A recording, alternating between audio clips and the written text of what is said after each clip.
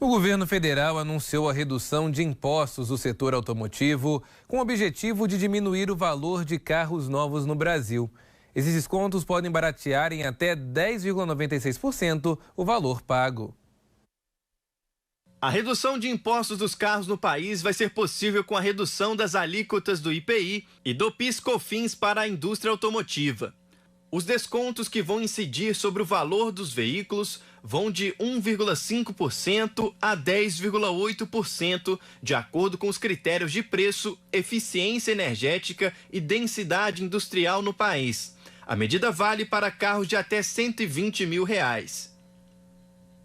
As informações foram divulgadas pelo vice-presidente da República e ministro do Desenvolvimento, Indústria, Comércio e Serviços, Geraldo Alckmin, após reunião do presidente Lula com representantes do setor automotivo.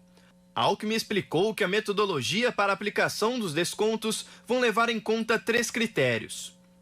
A primeira é o carro acessível. Então, nós queremos que hoje o carro mais barato é quase R$ 70 mil. O segundo é a eficiência energética, é quem polui menos. Então, você premia, estimula a eficiência energética. Carros que poluem menos, com menor emissão de CO2. E o terceiro é densidade industrial. O mundo inteiro hoje procura fortalecer a sua indústria. Então, se eu tenho uma indústria que 50% do carro é peças e feito no Brasil, o outro é 90%, isso vai ser levado em consideração. No entanto, ainda não há definição de qual vai ser o nível de redução das alíquotas e como o governo vai compensar o benefício. A medida está em discussão no Ministério da Fazenda, que vai ter 15 dias para apresentar os parâmetros que vão ser usados na edição de um decreto para reduzir o IPI e uma medida provisória para reduzir PIS/COFINS, que vai ser encaminhada para aprovação do Congresso Nacional. De acordo com a Associação Nacional dos Fabricantes de Veículos Automotores, o preço final ao consumidor pode cair para menos de R$ 60 mil, conforme a política de cada montadora. Atualmente, não é possível comprar um carro popular por menos de R$ 68 mil. O que ficou definido foi uma reunião de trabalho muito proveitosa. Nós temos responsabilidade fiscal. Então, a Fazenda pediu em até 15 dias para ela estabelecer a questão fiscal. Então, ficou definido em até 15 dias, a Fazenda dará o seu parecer e aí sim se pode efetivamente fazer a medida provisória. O presidente da associação afirmou que os descontos vão ser imediatos após a publicação da medida provisória e do decreto, que vão impactar, inclusive, sobre os veículos que já estão nos pátios das montadoras. Outra medida que deve beneficiar o setor automotivo foi anunciada hoje pelo presidente do BNDES, Aloísio Mercadante. O banco vai abrir uma linha de crédito de 2 bilhões só para produtos de exportação financiados em dólar. Além disso, mais 2 bilhões vão estar disponíveis para que empresas exportadoras realizem investimentos na modernização da sua linha de produção. E o anúncio animou o setor automotivo e gerou dúvidas entre analistas. Pedro Bonenberger. Elias, o mercado recebe com preocupação, viu, essa informação, essa notícia do vice-presidente e ministro Geraldo Alckmin sobre a redução de impostos para apresentar um valor um pouco mais compatível com a realidade dos brasileiros para os veículos aqui no país. Vamos começar por 2 momentos, Elias. Primeiro, quais são essas reduções, o que elas representam para o consumidor e depois falando sobre a visão do mercado. Esse anúncio, essa redução do ministro Geraldo Alckmin, também vice-presidente, basicamente impacta carros de até R$ 120 mil.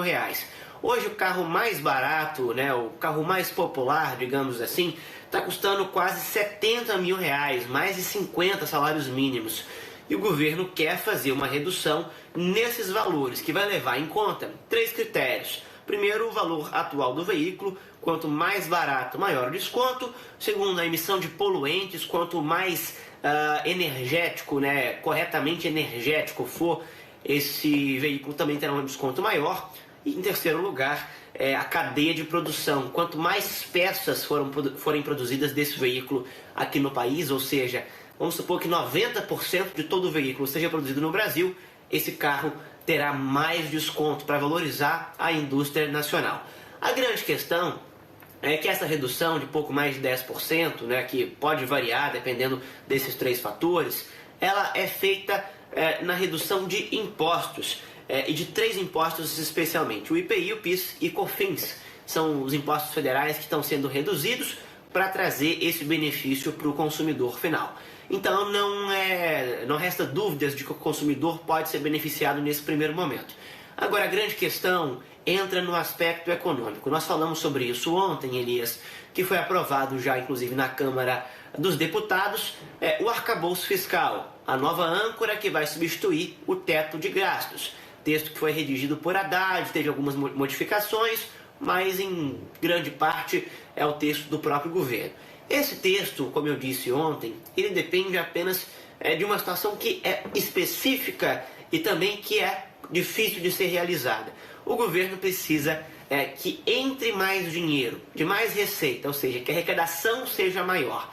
E até então, tudo que o governo Lula tem feito é gastar mais, desembolsar mais dinheiro para programas sociais, retirar alguns impostos, como no caso dos carros agora, e indo nesse caminho, o governo vai contrariando o próprio arcabouço fiscal que está em tramitação, ou seja, o próprio texto, a própria âncora fiscal que o governo Lula deveria respeitar, está sendo desrespeitada pelo próprio governo.